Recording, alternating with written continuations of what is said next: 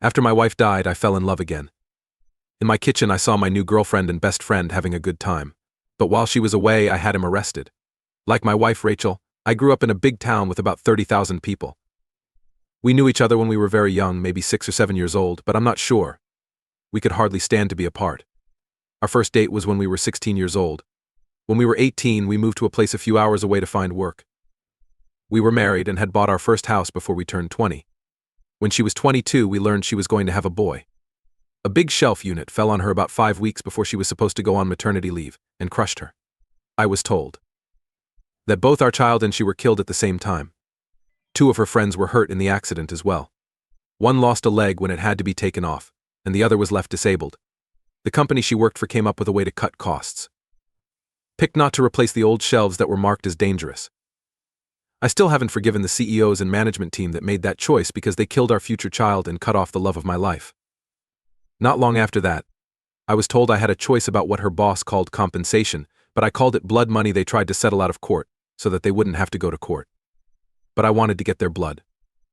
To be clear, this is still just scenery and not an attack. Because of all the attention it got and the inclusion of other officials, the case was settled in court in about 3 years, with everyone getting about 10 times what they had given in the first place. They got several fines for breaking health and safety, health at work, and other rules. Executives were fired, others were jailed, and so on. It was still work time for me, so I might save this story for another time when I feel safe enough to tell it. God bless my mom's soul. Had moved in to help me at this point. I think I would have broken if she hadn't been so engaged. Around this time, I got an offer for a raise, but I had to drive a lot across the state to do it. They agreed when I asked to open an office at the branch in my city so I could work with businesses there and across the state since there wasn't already one there. After a few months, we were used to spending 1 to 2 weeks at the city hall. It took me a week to get back to my city and another week or 2 to see the rest of the state. After a year, I decided to buy a house in my city so I wouldn't have to spend every week at my parents' house. I wanted to be able to stay at home and come and go as I pleased. This is going to be very important later on in the story. After about 4 years, our story begins. I'm sorry if the history was too long. But Harry, the branch's managing director, came into my office on Friday, right after I got back from a trip, and was checking in some things. Besides that, we had grown up together. Even though they went to different schools, they became close after coming home. He asked about my health, and then asked if I would like to come to a party at his house that night. Even though it was short notice, I said yes. I thought we could get together with some friends for a few beers. I met Catherine there because Harry put us in touch. She was getting to know everyone at the branch where the office in my city was located since she was a new worker. We got along right away. As corny as it sounds, it was almost like Rachel, not Catherine, was standing in front of me. After going out together for 2 years, we decided to take things further, and she moved into my city. I'm not going to go into too much. Things were going pretty well so far. Both sets of parents got along well with Catherine. Rachel's parents were glad that someone could make me as happy as Rachel had. Things were going well for more than a year until they began to change. Conversations on Skype were cut off suddenly, and neighbors would talk about cars as if they were Harry's. Was often seen, parked in the back alley next to my house while I was not there. There were clothes in my room that didn't belong to me. Even though there was a lot of proof that she was cheating, she said nothing was wrong. She said that Harry never stayed the night, but he would sometimes stop by to talk about work, etc. I thought it was just my anxiety and went about my business as usual, but I couldn't get rid of the feeling that something wasn't quite right. About 6 months later, I found out that she had been lying to me. I just finished negotiating with a new company faster than I thought it would take, and we just made a pretty big deal. Because of this, I chose to pay for an early flight home and surprise everyone instead of staying for a few more days. After a few hours, I drive back to my hometown and into the alley behind my house to sneak into the house and surprise Catherine. But I couldn't help but wonder if that strange car really was there. The rear entry gate was blocked by a car, it turned out.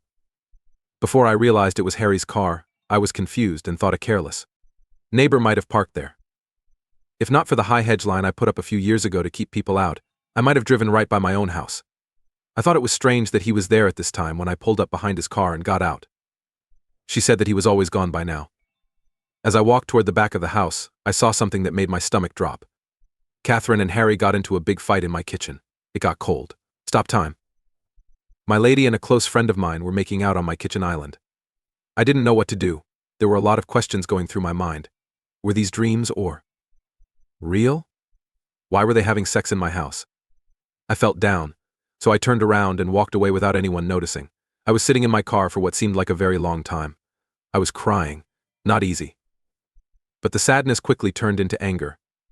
I was mad at the people who killed Rachel just like they were mad at me. I meant to hurt them. Awfully. I am against bloodshed because I believe in peace. That's when I knew I would punish them and make their lives terrible. And right now is the best time to start. Then I went back to the gate and called her on the phone from there. My car was now further up the lane and away from my garage, but I could still see Harry's car. They were still after it when the phone rang. That's when they both looked at the caller ID and gave me a second look. I could tell she was thinking about picking up the phone when they let it ring. After a short break, they got back to it, so I called again. This time she did answer. I hung up while she was talking and went back to my car. As soon as I did, she called me back. I told her I wasn't coming in because I didn't want to scare her and that I was only 10 minutes away when she asked why I was calling so late. The link suddenly cut off when she said she was going to get up and change into something. It was clear that she was shocked and happy that I was coming. I hung up the phone when it was over, not long after. Harry ran through the gate while still half naked, jumped into his car, and drove off like he was crazy. I smiled a little, because I knew how scared they would both be to be so close to being caught. While Harry was still there, I parked my car where he had been a minute before. Everything went well for the rest of the night, and I didn't leave for my office down the hall until she was asleep. It was hard for me to fall asleep. I needed to make a plan. I also made a plan. I learned from my mother that being peaceful and letting natural fate work its magic are important things to do. This time, though, I thought karma needed some help. I chose to destroy both of them but punish each one separately. I knew that Harry used drugs. He kept it very secret, but it wasn't anything important. We left it out at his house, and I only found out about it by accident when I saw some coke. I told him I didn't see when he tried to hide it. I called some of my less honorable customers and kindly asked them if they would be willing to give me some samples. A few days later, I had a good-sized stash that would help my plan work. After about a month, Harry was one of my friends who came over for a BBQ night. After making sure I had drunk Harry enough, I told him to stay the night and sleep it off.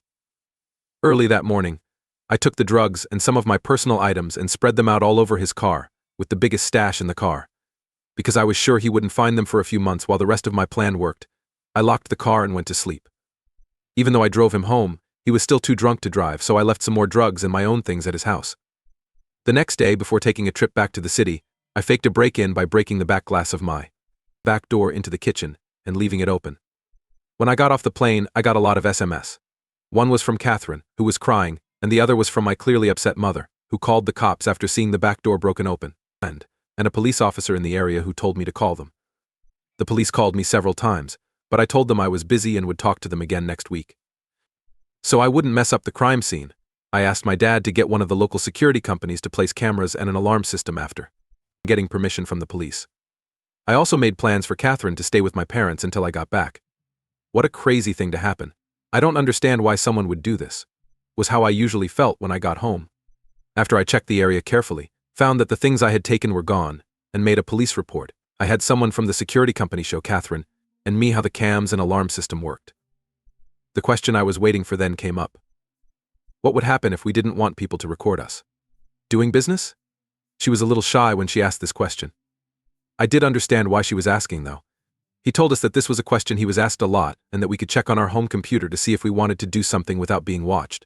How to stop some cameras from filming so that she can keep her honor. To make sure I was safe, I asked him if the cams were turned off and if it was possible to let people know I was going. He helped me set up email alerts, then came back and left soon after. Great. I only had to wait. At this point, I asked for help with the couple's rule in my country. I needed to make sure that my next plan would be legal, and that I wouldn't have to give Catherine any money or shares because I wasn't sure if Catherine and I were a de facto pair. I didn't want Catherine to surprise me or take any of Rachel's fortune away from me because I was her only contributor. I met a great lawyer there thanks to the guys and gals. He gave me faith because, even though we had been dating for over 4 years, we hadn't lived together long enough to be called de facto. The fact that I paid for all the bills at the house where she lived but not the rent showed that she didn't have the legal right to sue me for money. But just in case there were legal problems, he wrote up what I thought was a really strong contract. The following week, I got a call from my boss telling me I was being promoted and could go back to the city to lead the team I was on. Because of how well my local spot worked. This would let me stay in one place and cut down on the time I had to drive. that they were thinking of sending 3 to 5 people to spend a week or two in the big nearby towns, including the one where I was born, as part of my team. Following my positive answer, I began the 6-week move process. Good job. I have plenty of time to gather all of my proof. The following week I went back to my city and began carrying out the rest of my plan. I asked Harry to give Catherine a week off every 2 weeks for the next 2 weeks.